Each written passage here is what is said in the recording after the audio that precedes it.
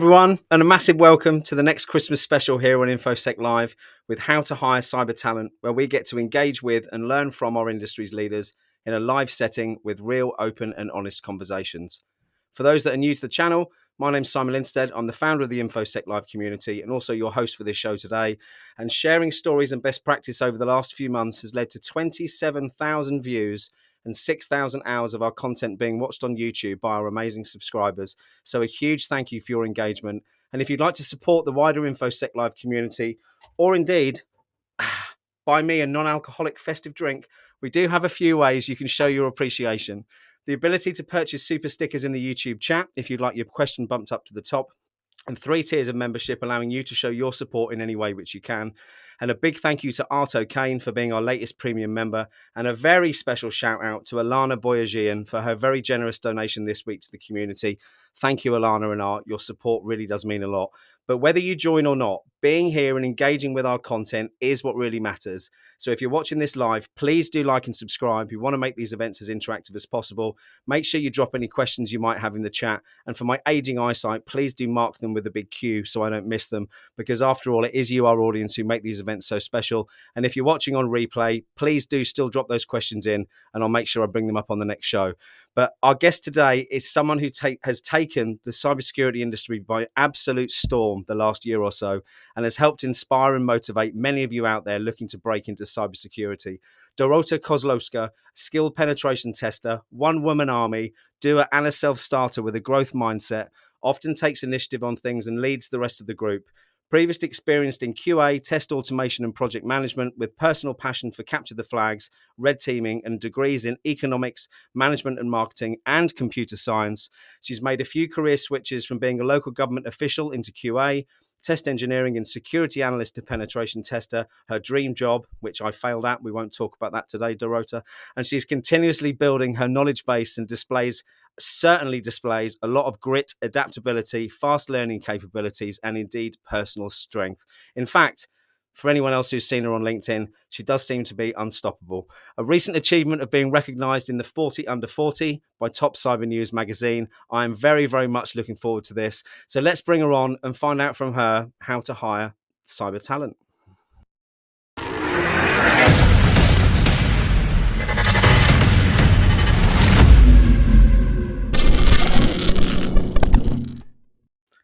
Hey, Dorota, how are you? I'm good. Good. I hope I got the intro right. And did I pronounce your surname right? Yeah, perfect. So I just wanted to say that you introduced me so well that I just cannot stop smiling. Good.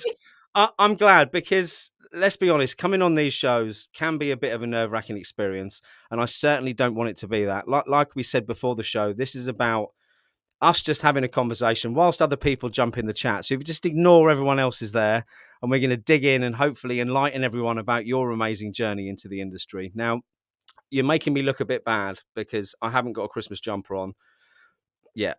A massive Merry Christmas to all of our viewers and to you, Dorota. My wife did offer me her jumper, but it was going to look like a crop top, and no one needs to see that on this show. So I'm waiting for the children to bring up some tinsel, but if I get some, I'll put it on the head. But Dorota, so over to you. I've given a bit of background. Please tell me a little bit more about your story and how you've ended up in this industry. Oh, so I was born. Yeah, so I always liked working with computers. So when I was a teenager, I sneaked into like the physics department at the university because they had free internet connection. So I could use like chats and like talk with people. And then I always wanted to be someone like programmers / hackers. Someone, I think that's like really impressive. And I liked movies that are like computer based, like, I don't know, maybe Matrix is not the best example, but Matrix or Mr. Robot or even The Hackers, the movie, or Ghost in the Shell. I can say a lot of movies here, but that's not the point. But and then I wanted to go to computer science studies, but I was like really shy and didn't really believe in myself, maybe, I don't know, and like society told me, oh, you're not very good at math, so forget about it. Like, yeah.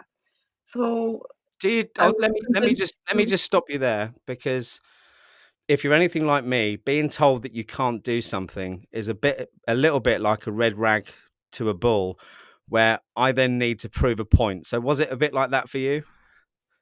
oh yeah, I not at that point, but yeah, I'm like that, exactly like that. So if you tell me that, yeah, I cannot do it, hold my beer. So, but then I decided to go to university and study economics. So after like those few years, I got a bit bored. So I did also management in marketing at the same time, because I like to study. And then I went to work as a government official, because that's what my mother told me. That, remember, I'm shy and like don't believe in myself that much at that point. And so she told me, oh, government work is like the best, Dorota. You need to go and work for the government. And so I did. And I hated that job so much. It was like the worst 8 years of my life. And at like around the sixth year, I felt like, oh my God, this is terrible. What's happening in my life? And so I asked them for like unpaid vacation for 1 year, and I went for half year to Bristol, UK, and then for another half year to Amsterdam, Netherlands. And I loved both, but when I walked out from Amsterdam Central Station, I saw like all the bikes, and like I fell in love. Yeah. So I thought, yeah, I have to do everything in my power to go back to that country again, because I only could stay for half a year. So I'm trying to make it faster. And then I I want I thought, yeah, that's my moment to change the job, and I don't want my life to look like this like forever. So Yeah. I hate it. So, and then I remembered I always wanted to work in IT, so I found software testing, started learning, did that certification, got a job, and like when I got the call that I got the job, I literally cried in the middle of the street, because I was so happy, like, oh, yes, this is happening. And you, do you know, And and then, you deserve it for all the effort that you've put in. So did that job take you back to Amsterdam or keep you in Amsterdam? that was still in Poland. So I worked 2 years as a tester, and then I had like a headhunter friend in Amsterdam. She told me, "Oh, you need 2 years of experience to come here and start looking for a job." And so Yeah. I did, and then Basic Fit hired me, and I worked there for like almost 3 years. Like great team, and I remember them like very fondly. And so I learned a lot there, and I learned test automation as well. I wrote my own project for web and mobile, and it was like really fun learning to code and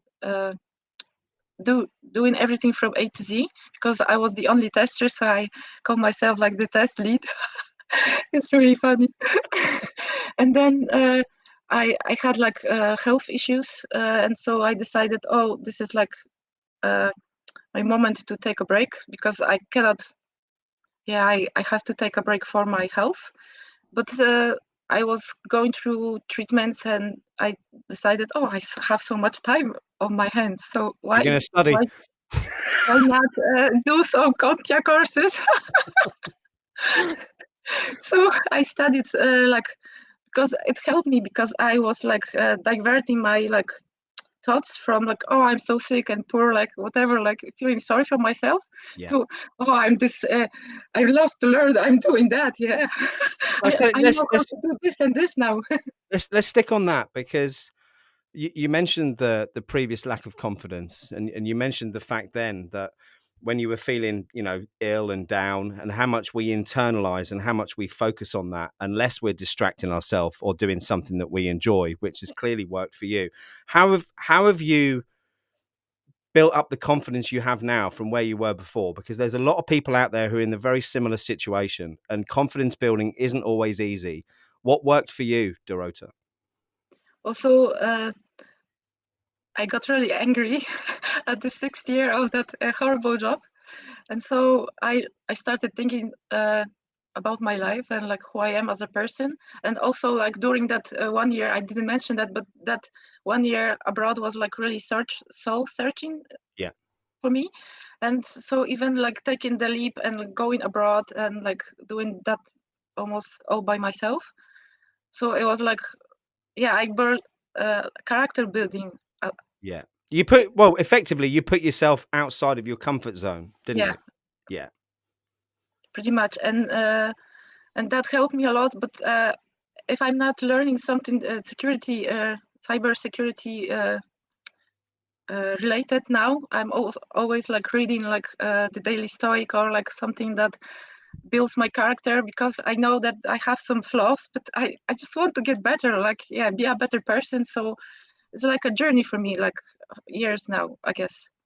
I think from what I've learned throughout my journey is that it's a journey that never stops, and it's one that we have to constantly work on every day. You know, some days I wake up and I struggle, even though I've got everything in my life, you know, right now, and it's being able to come back from that and bring the focus back to something you're interested in and enjoy yourself. And I think you obviously love learning knowledge, retaining knowledge. So I think for you, am I right in saying that the whole knowledge retention has helped with that as well?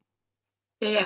That's like once I tried to check what are my main character traits that will help me to like find a good fit for like a job or like career. So my main like core character trait is I'm a learner, and then the other one is I'm achiever. So like makes sense, I guess. Absolutely. And so you're doing your dream job, which was a penetration tester. Where are you doing that? Are you in Poland? Are you in Amsterdam? Whereabouts are you at the moment? Oh, I'm in Warsaw for like since May. Yeah. And are you staying there, or are you planning on going back abroad again to Amsterdam? Yeah, I would love to go back to Amsterdam, but I think that that part of my life is now closed. Yeah. But it's like I didn't really wanted to leave. I was crying a lot, but I'm emotional sometimes. Yeah. There's So, nothing wrong with that. but after a while, I just realized that sometimes there's like, because sometimes in life you think, oh, why is this happening to me? And at that point when I had to leave, I felt it's like a tragedy, because it was like I really wanted to stay there, and I had to leave, and I was like forced out, kind of, by my like private issues and Yeah. like what was happening in my private life. And then after a while, I got like I started thinking, oh yeah, because I even I felt it's like I trying to explain. I felt it's the tragedy for me, but I ended up in a better place than I was before. So I was like a security specialist that didn't know pen testing really, and I really wanted to do it. I was like shaking, how I wanted so bad. And then I moved to a job that I do pen testing every day. So it's like every day is like adventure. I love that. Let's stick on pen testing every day. So there's a lot of it was your dream job, which I think you probably knew quite a lot about the role. You understood what was involved. You knew what the day-to-day aspects were like. Is it what you expected? First question. And second question, are you still as excited about it now as you were when you started? That's a very good question. It's a Because mean question, isn't it? Sorry.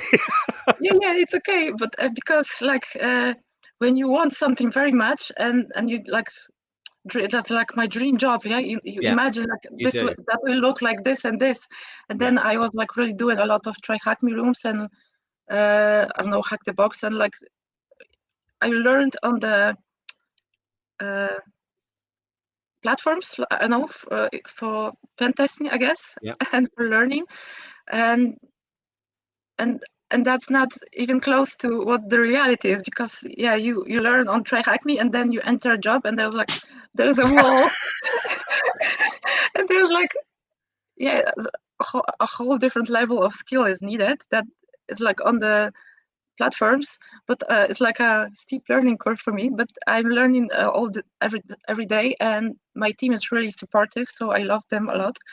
And so I So guess does that helps. And if I am as excited, so I had some moments that like my internal critic is telling me, oh, you suck at that, Dorota. Maybe you should go and work, I don't know, at the grocery shop. that's certainly not the case, is it? But my internal critic is mean sometimes, so I'm trying to tell him, oh, shut up, I know better.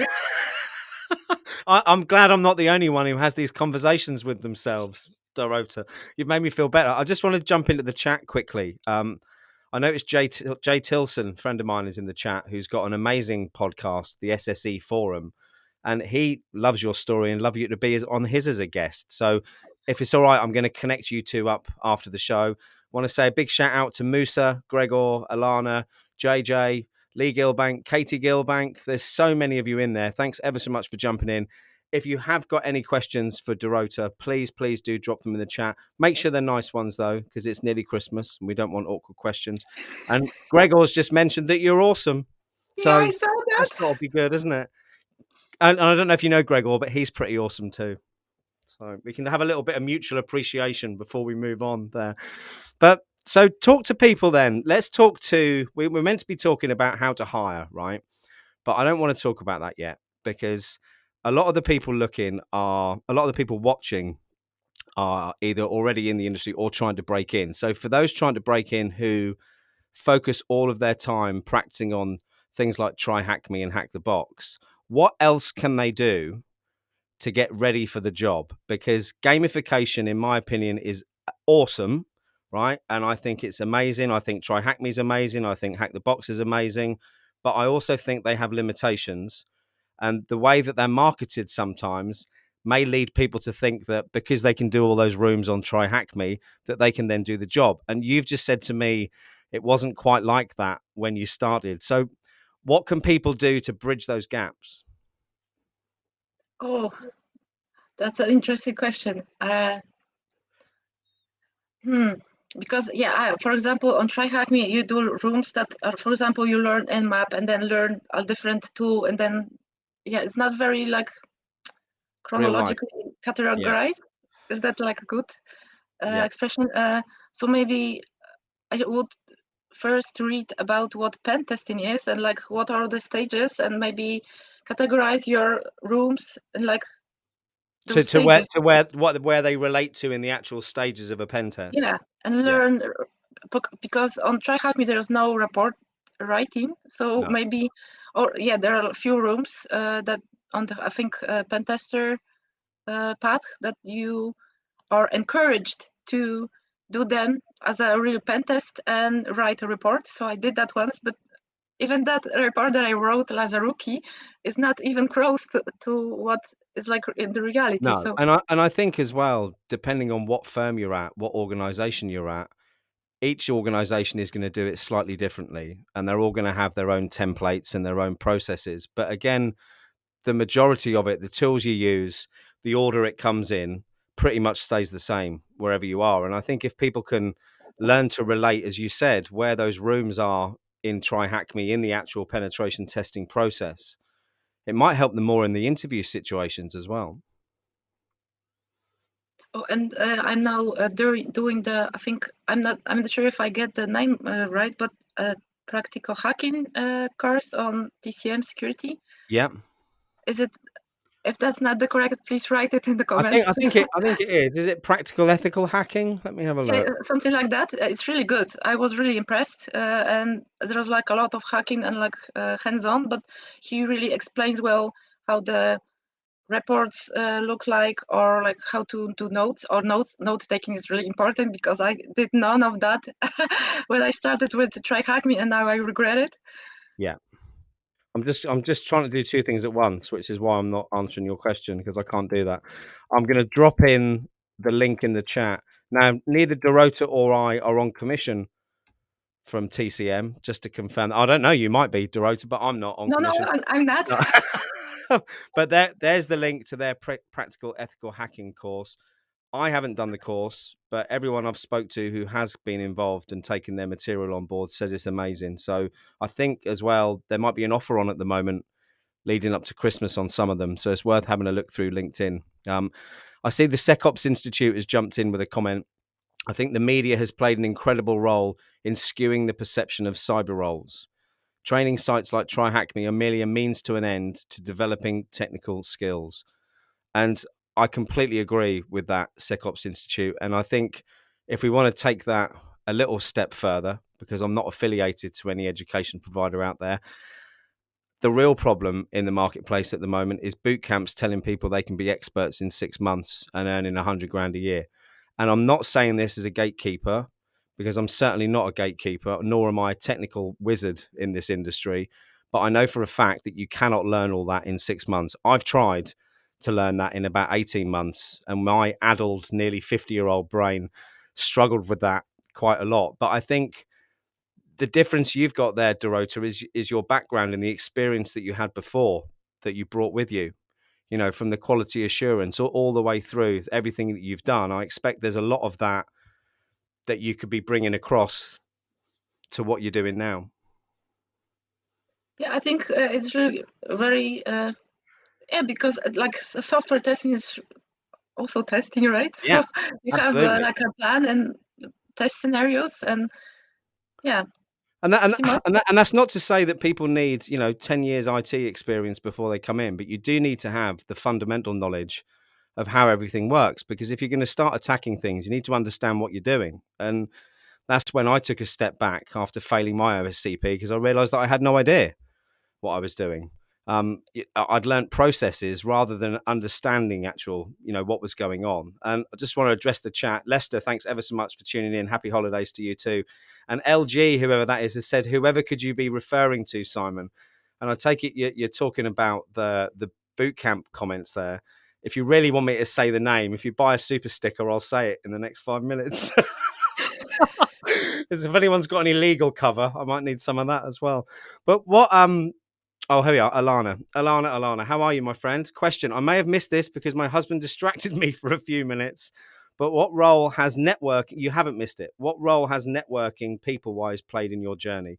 And Alana reads my mind sometimes on these live streams, because my next question on my list is about the importance of networking. So, talk to me about how, if it has helped you in your career journey. So can I go back a bit? And Of I will, course. Yeah. because I wanted to thank you for starting the subject about the boot camps, because I even have it on my notes to say Oh, something good. about that. But please don't do it, because you just like pay a lot of money, and I learned everything by my own, with just like my sheer will and like persistence. And most of the things that I used were free, and just Googling a lot. So yeah, absolutely, you can do everything for free, and like save those money for like nice shoes, or like trip to Hawaii, for example. And networking. So it was Well, really. let's stick on the nice shoes, because there's nothing more important than nice shoes. Right? What's Of your course, favorite pair of shoes before we move on? Come on, favorite pair of shoes. my favorite pair of shoes. Yep. So yeah, I have a lot of heels, but I rarely wear them. So that's really strange too. It's do you know, Don't so I asked much. the question. I asked the question because my wife's favorite pair of shoes are a pair of Louboutin heels that she's had for about 6 years. But I think it's probably 5 years since she's actually last worn them, because as a mother of 6 children living in the countryside, they're the least practical shoe in the world. If you asked me what my favorite shoe was, it's now turned into a Wellington boot. So rubber wellies is what I wear because I live on a farm. There's the answer to the question from me. But it doesn't really matter if she wears them or not. But if those shoes make her happy, and she looks at Yes. them and like feels, oh, Yeah. they are so There we pretty. go. What That's all that it. Yeah. matters. Absolutely that. Sorry. Anyway, I shouldn't have digressed on the shoe topic. Let's move back to where we were. We were It's talking okay. about I like shoes. we were talking about boot camps, and I, I'm going to throw a bit of a spanner in the works with my annihilation, assassination of boot camps, in that there is a place for them, and there are some decent ones out there. It's the way they're marketed and the way they're sold that I've got the biggest problem with. And also, if you've already got a certain amount of knowledge and you need to, I suppose, build on that knowledge, a boot camp's a great thing to do to get you through an exam, if that's what you're looking to do. But to try and go from zero without doing anything yourself, and I think the big thing about what you've said, Dorota, is the amount of self-study that you've done and sourcing your own material. Is that because passion is a prerequisite to get into cybersecurity? Do you think? Can we say that? Oh, I think I'm not sure if there's like a prerequisite, but I think it's important, because on every interview, that I was on and showed my passion, and like I really want to do pen testing, I did well. So I guess that's like the main factor. So they were just looking for something to give me a chance, and I had this spark in my eye and told them that yeah, I really want it. Yeah. So but I want to answer the networking question. So I really did. It helped me a lot because when I came to the Netherlands, I already had like the dream I want to work in security, but I was like, yeah, I'm not sure. Can I manage, or like is it like okay? But I started to go to meetups. So in the Netherlands, so it was like Wicca meetup was for women in cybersecurity, and Yeah. the other one was Hack the Box Netherlands edition, and so I learned a lot there, and I was making a lot of notes. And on the Wicca meetup, like with the women, Yeah. they once had a meetup with my employer, and I on every meetup because yeah, I'm really I'm a question asker. I ask a lot of questions because I'm really curious, and I want to learn from people that know more than me. So I ask a question, and I really didn't feel so great. So I also left my email. So if someone could answer my question and as well answer it to my email, that would be great. And I had to leave, and then I received an email from like I think it was director of the security practice in at Accenture Netherlands, and it was like a really long email. I was so surprised and stuck, and then I don't know. From that one question, like one thing led to another, and I applied for a job there, and I got hired. So you just I don't know. I just asked a guy, and that happened to me even before when I was in Poland.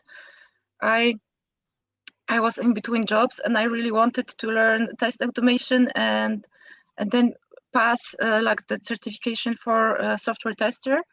And I went to like a chat, like a group on Facebook for software testers, and I asked a question how to pass that certification and learn test automation in a month. It was like I don't know. I felt cute, and I asked a stupid questions, I guess. But There's then no such thing as a stupid question. That's for sure. yeah, that's true. And but then one of the answers under that post was like, "Oh, please pop your CV to this email," and then I got invited to an interview and then hired. So as well, it's just like don't be afraid to ask questions, I guess, and just be yourself, be passionate, and like show the interviewers who you are really. And if you, for example, create in your CV. Put your hobbies in it. For example, I'm an archer, and I learned to play on an electric guitar. So I Yeah. put it in my CV, and then they ask, "Oh, what is the archery thing? What is Kyudo? What can you tell us more about it?" Like, that's really interesting. And I tell them, "Oh, that's like medieval Japanese archery, and you do this and this." It's like really you connect with people then.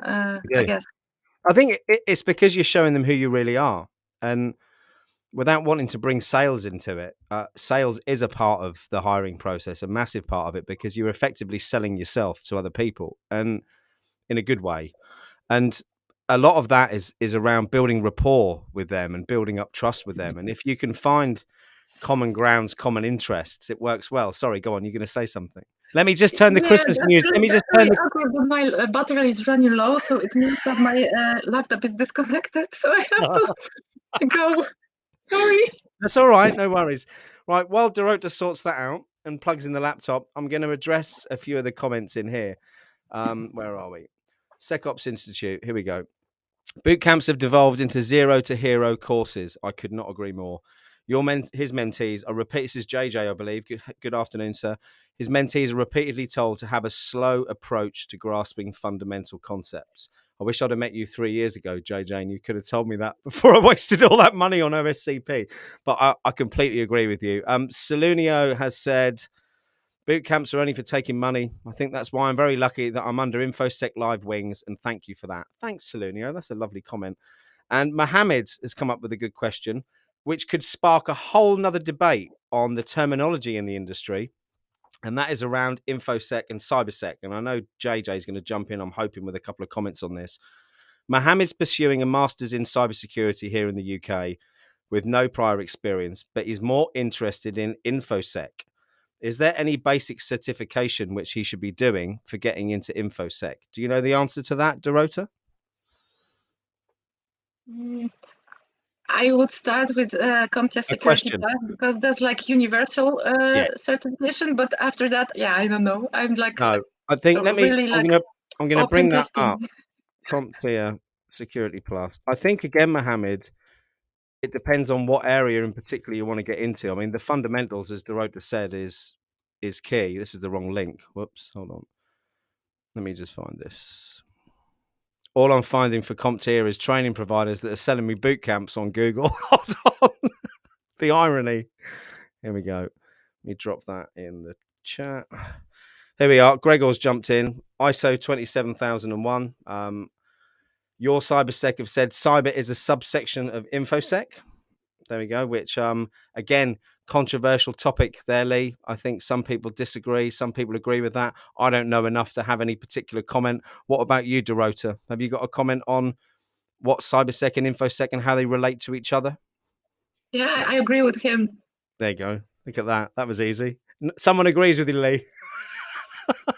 No, I think you're absolutely right. I mean, information security is what it says, isn't it? Securing information. And for Gregor dropping ISO 27001 in there, that is a very good place to start to have a look at the structures that companies are using to do that. So thank you, Gregor. Okay, back to the questions then. Let me go back up here. Bear with me. Of course, you like Dorota. She agreed with you, Lee. Thank you. So look, let's talk about hiring practices then. Here we go. Gregor's arguing with us though. No, not really. Information security holds all. Cybersecurity focus on the, I take that's IT bit, not it bit. Thanks, Gregor. We've started something now with that, haven't we? In Germany, there is a certification. Oh, drop it in, Gregor. I'll be interested to see what that is. Thank you. Okay, look, get back to the point, Simon. So this is called How to Hire Cyber Talent. So we've heard about your journey. We've heard how you've got hired. What is your advice out there to hiring managers who seem to be making a bit of a mess of this? So we've had, I think, 24 CISOs on the CISO experience now over the last 7 months who've all said the same thing. They hire on passion. They hire on, people who've clearly got the ability, the hungry, the desire, all of these things. They're not worried about degrees. They're not worried about certs. But then what happens? We've got all the leaders saying this over here. But then when you see all the jobs posted and people complaining about the processes, what can be done differently? Yeah, so there is like this thing that you market like entry-level jobs with 5 years of experience. So I'm not sure if that's really entry-level. But I do agree with the fact that you have to have some IT experience, or at least like university knowledge, or like I don't know, some like networking or what, I don't know, whatever, help desk even, to just like get your head around the topic faster. Or like, because when you are like, for example, a kindergarten teacher, you probably cannot be a pen tester or a red teamer 1 month later. So it's like, it's like really difficult.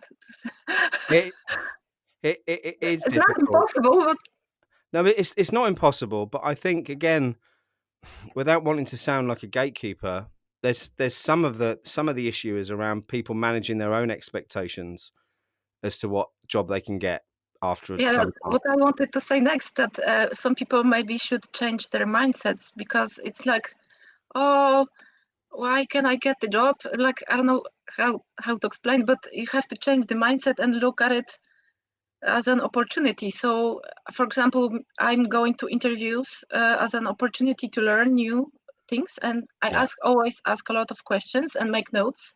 And if they ask me questions, then I write everything down. And if I don't know the answer, sometimes I ask, oh, what is the correct answer, because I want to know. Yeah. And they are like, really, oh, I will explain, because yeah, you asked me. And it's like they're really like happy to say what is the correct thing. And for sometimes they give me tips, or look on this page and read about this and this and this, and that will help you, and that's really nice. And I always ask a question on the interviews. Oh, I don't think, because sometimes there's like this energy, so I know I didn't do well. So I say, oh, I don't think I did well. So what can I do better next time, or my next interview? And what advice would you give me? Like, and they always like are happy to say, oh, Yeah. you read this and like use that to like whatever. And what else? Uh, on the interviews, I'm just like jumping on topics. For me personally, when like the interviewer creates like a nice atmosphere, like tries to ask me personal questions maybe, or like talk about my I don't know, like a weekend or whatever, Yeah. and I feel like less stressed then, and then I can answer the questions. But if you like shoot like a cannon, then I Yeah. feel, oh my god, this is like terrifying. I hope And I then hope I haven't been shooting questions at you like a cannon today, have I? no, you're really nice. Good. And Good then for that. yeah, one more thing that I wanted to say, that with the mindset thing, that sometimes the candidate looks at the advertisement and sees, oh, 5 years, or like a certification that they want, or like a skill, or like, I don't know, a tool that they have to know, and they say, oh, I cannot apply, I will not make it. So just give yourself a chance and apply to that job, because they always look for like a perfect Yeah. candidate, like a unicorn that does not exist most of the times. And if you just say, oh, I will not apply, I'm like, yeah, I cannot do it, then you just like shooting yourself in the knee, right? So You are. help give that chance to the recruitment agents to say no to you, and then don't say no to yourself, because yeah, give yourself a chance, I guess. Do you know, I completely agree. And there was some research that came out, I think about 6 months ago now, with regards to genders and people applying for jobs. And men obviously are happier with lying about their qualifications more than women are, because I think it was men will happily apply for a job if they think they've got, this is, generic. This isn't specific. So please don't take this as gospel. No, Men that's will true. Yeah, men will apply for jobs if they've got half of the skills needed, whereas women tend to want to be able to cover off 70, 80% of those before they apply. And I think maybe that's another reason why we've got a lack of diversity in the industry, is perhaps, I don't know, the imposter syndrome everywhere is inherent within everyone I've met, including myself in this industry, where we seem to doubt ourselves constantly. And I think Liam mentioned on there that he's doing an 8-day long intensive attitude change course. And whilst I don't know what that course is, I think anyone who spends time trying to improve their own mindset is going to find life a lot easier. And the other thing the other thing I find frustrating, social proof is so important. You've become a force of nature all over LinkedIn and social media, Dorota, and that helps in your career. What doesn't help in your career is if you jump on LinkedIn every day moaning about the hiring practices, moaning about the fact that you can't get an interview, moaning about you've sent 100 CVs, because no one's gonna get you in for an interview if you're just bad mouthing people, and you see that a lot on LinkedIn. Well, that's really unfortunate, I think. Yeah, And about the sending CV 100 times, I wanted to ask a question, I guess, to the people in the chat, because my first IT job I got after I applied to one company 7 times, and they, at the seventh time, they said no, and I wrote back, oh, why not? What can I change? What can I do? Why don't you want me? Like, guys, I come love on. that. And then they invited me to an interview, actually. So again, I asked a question and I got an interview. So my question would be, is it like, in your opinion, still a good idea to just send that CV to one company like 100 times and like be really persistent? I I, don't think so. I don't know.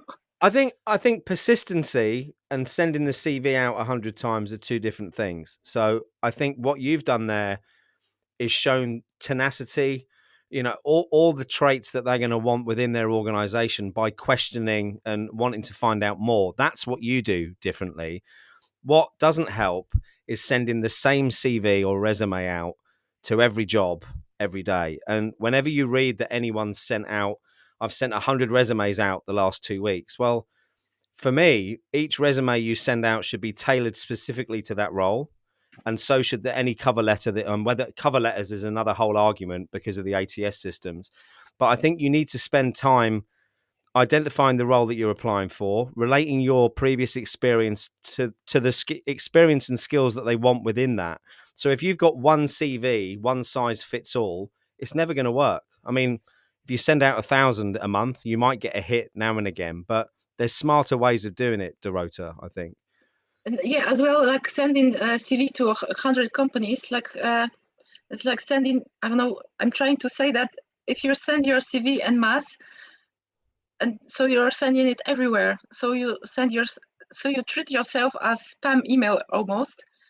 And I think you should just focus on like those few companies that you really, really dream working for. Yeah. And then focus on those companies and like see what kind of candidates do they want, like what do they ask for the candidates, like learn those skills. For example, I'm always like, how do I learn? So I learn from reading job descriptions and the requirements and what are, for example, security engineer, and I go like, oh, they need this tool and this skill and like this certification. Oh, that just gives me a lot of knowledge already. And also, you identified something important there. You're looking through to see what tools they use. So if you're looking through to see what tools they use and you haven't got the experience, guess what you can do? There's so much free material and free training out there for vendor tools and products. It's untrue. So whilst you can't say you've done it as a job, you can then spend time learning that technology and then put that on the CV, can't you? Yeah. Next question. What should we move on to now? How long have we got? 15 minutes left. And I want to talk about what happens next. So you made the mistake of telling me you've got your dream job, right? Now, that's marvelous, and I love that. But I don't believe for 1 minute that Dorota Kozlowska is going to be doing the same job in 5 years' time. So talk to me about what your long-term plans are in the industry. Also, yeah, I really want to be a red teamer. Me too. It's what I've always well, I never really wanted to be a pen tester. Learning to be a pen tester was my hopeful, feeble route in to try and become a red teamer. Again, without spending time speaking to people, networking, and finding out what is involved in that. It was a bit of a pie in the sky dream for me. But with the experience you've got and now being a penetration tester, it's a very realistic dream, isn't it? Yeah, I think so. And so I think it aligns with like my I don't know if this is like a personality trait, but I break stuff. So I have this gift. I touch something. I've got 6 children like that. Yeah. So that's why I became a software tester, because I felt like, yeah, I'm really good at making things like break. So I was really enjoying myself. Oh, I go into that app and like make a mess, and then do a mess with the database, and then the developers are really happy that I did that. Oh, not really. But yeah, I'm enjoying myself. So how? Oh, you know what I've forgotten to do? I've forgotten to put on our festive Christmas music.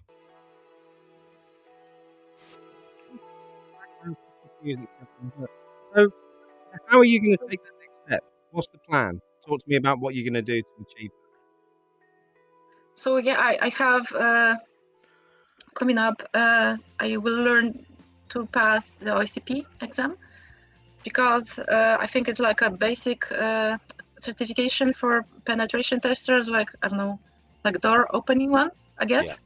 And then after that, I really want to focus on my interests, like as a person, to learn red teaming, maybe in my free time even.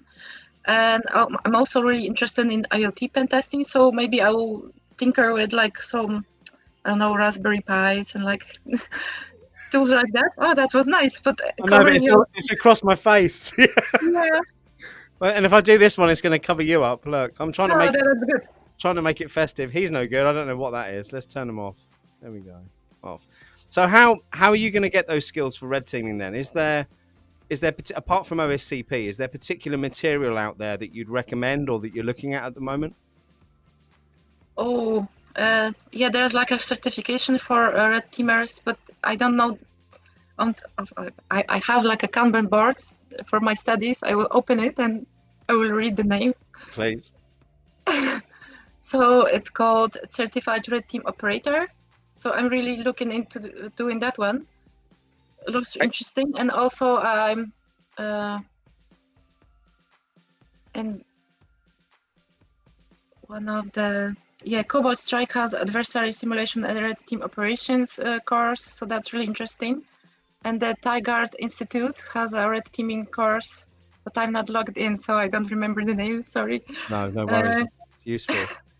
But yeah, I'm not looking into that right now because I'm trying to focus on the certification. Because I'm planning to pass a web pen testing certification in like next 2 weeks, and then after that I'm starting the OCP study. Yeah. So yeah, busy. I'm always like, when I'm learning stuff that I'm always like, I have to focus on this. Yeah. Do you find that then? So I read a book. I've got it here somewhere. I'm not sure where it is. It's called. No, I can't find it. It's by Christian Espinosa, and it's called The Smartest Person in the Room. And I mentioned this on a previous live stream this week. He talks about monotasking in there, and I want to touch on neurodiversity in the industry as our last kind of topic, because I was diagnosed at age 45 with ADHD, which has really helped explain a lot of my past behaviors, but hasn't become an excuse for them. But it has helped me understand how my brain works a little bit. And the point I'm getting to in that book, Dr. Christian talks about monotasking. And for me, I'd always tried to do 100 things at once before then, and you end up not doing anything particularly well. And now I'm so obsessed with focusing on a single task, and it's literally changed my life. So I'll close down all other browser windows and have one thing open that I'm working on. I'll close books. I'll turn my phone off. I'll remove distractions, because for me, if I monotask on something, I can get more done in 4 or 5 short bursts of that a day. So say half an hour stretches of focusing on one thing than I can if I'm trying to do lots of things. How do you find focusing, and what do you do to make that easier? Oh, for me, it comes in waves. It's like really strange. Like with my character, I have those waves are like high and low.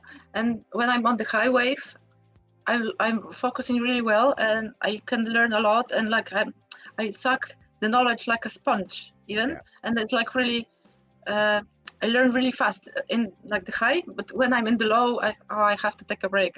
I just I cannot do it at that time. I just have to go biking or like walk in the forest, like take a break, and then just have to listen to yourself and recognize that. And I sometimes have problems with focusing, but then I say, then my phone, because I find myself scrolling through like some app like LinkedIn, and then I said, oh, Dorota, you were supposed to do labs, and then my phone flies like on the other side of the room. I think what you've said about the highs and lows, that really resonates with me. So I don't know if it's part of the ADHD or whether it's just a part of who I am, but I have days where most days I wake up massively positive, and looking forward to everything. Other days I wake up for no reason whatsoever, feeling miserable, like I can't do it, and have no motivation whatsoever. And I've tried to fight that for years. Now I don't fight it. So if I wake up and I'm feeling like that for the day, I will do exactly what you've just said, where I'll go out for a walk, I'll get some fresh air, I'll spend some time doing stuff not around work. And sometimes it takes a day, sometimes it takes 2 days, but it seems to level itself out in the end. Do you find that exercise helps with that? Oh, a lot. Yeah, really. Like I must try that. because even when I was like the government official, and I felt like, oh, I'm really depressed and like I hate it. And so I found that like cycling a lot. So I used to cycle on like the highest gears and like to feel my legs and like I don't know how my body works, and like the sheer movement of my body and like doing it on the highest gear. So like I don't know, listen to the music really cleared my head, and after like 50 minutes even I could feel, oh, I really love my life. And so you have to do sports to get those endorphins and like your blood flowing. And for example, I don't really enjoy running, so I don't do running because then I feel like, oh my god, I'm dying here. Like, why do I torment myself? But when I cycle, it's like a whole different story, right? So you just have to find a sport that you enjoy. You do. I used to enjoy running, although I'm so unfit now. When I've tried to go running, I absolutely hated every second of it. So I'm at the stage where I'm walking briskly at the moment, but I am nearly 50 and I'm a little bit broken, so I've got to be careful. But I'm going to try and get back to swimming, because swimming used to be my sport when I was younger. And I think if I can get back into ploughing up and down in the pool again, it gives you that quiet time to think, which I think is super important, especially when you've got 6 noisy children bouncing around the house all the time who don't give you one moment to think. And SecOps Institute, JJ said, no one enjoys cardio. I completely agree. Although I think I enjoy it a lot less than some people. Not as much as I hate leg day, though, JJ. I'm not sure how you feel about that, but it's something I haven't done for 6 years. So we won't talk about leg day. So look, we've got 2 minutes left. Any words of wisdom or words of inspiration for those watching who are either trying to break in or are trying to take that next step in their career? Yeah, I never know what to say, but I guess give yourself a chance and like just try and believe in yourself, because yeah, you are your worst critic, and just please don't shoot yourself in the knee. Just like give yourself a chance, send that CV, and like try your best, I guess. I think it is that, and it's also back to the question around networking. It's not just networking that's important. What's important, in my opinion, is having that community around you. And whether it's LinkedIn, Cyber Mentor Dojo, Simply Cyber, Outpost Grey, InfoSec Live, it doesn't matter which community you're a part of.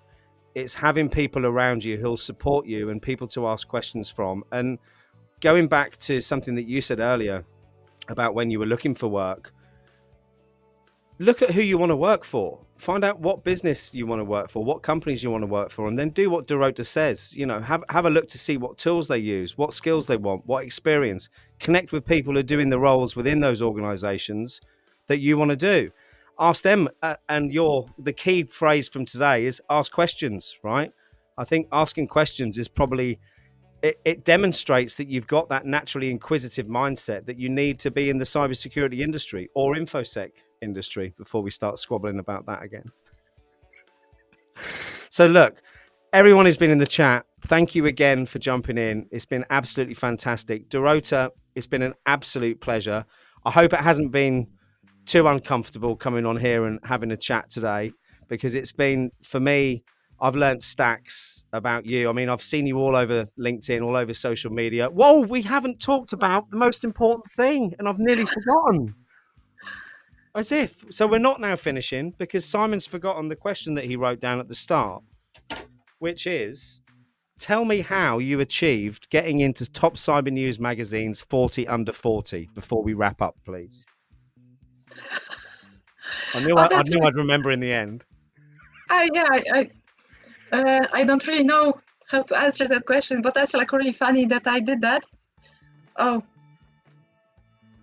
yeah, because a year ago I saw like I was really watching JJ Davy a lot, and he was like really inspiring me to do better and like always writing interesting and funny posts.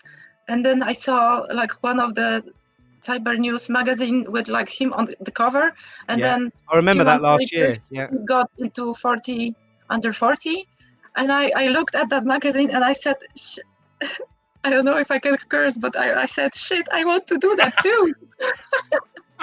And you did. And yeah, and then I guess I reached out to the creator of the magazine, and I asked her, "Oh, is it like possible if I could write an article as well?" Yeah. Because I ask a question, everyone, like always. And then she gave me like a chance to write a one-pager. And then I just found out that she selected me for the 40 under 40. I just like, oh, it happens to me. I didn't even try to be there, but that's really convenient because I turn 40 next year. So yeah, well, like, I'm well beyond ever achieving the 40 under 40, but I take my hat off to you for your dedication, your determination, and your clear passion for the industry. And I think you've been, you mentioned JJ. JJ has been a huge inspiration for me the last year. What you're underestimating here, Dorota, is how much of an inspiration you are for lots of people out there at the moment. And I know you're too humble maybe to realize that. But believe you me, me and a million other people have watched you over the last year, 18 months, and been blown away by what you've achieved. So I want to say thank you for the support that you've given the community.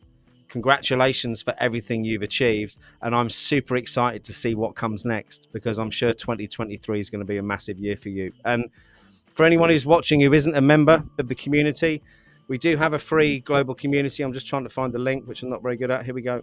We've got a free global community. Come and join us at info-sec.live. About 3,500 of us in there now, sharing best ideas and practice.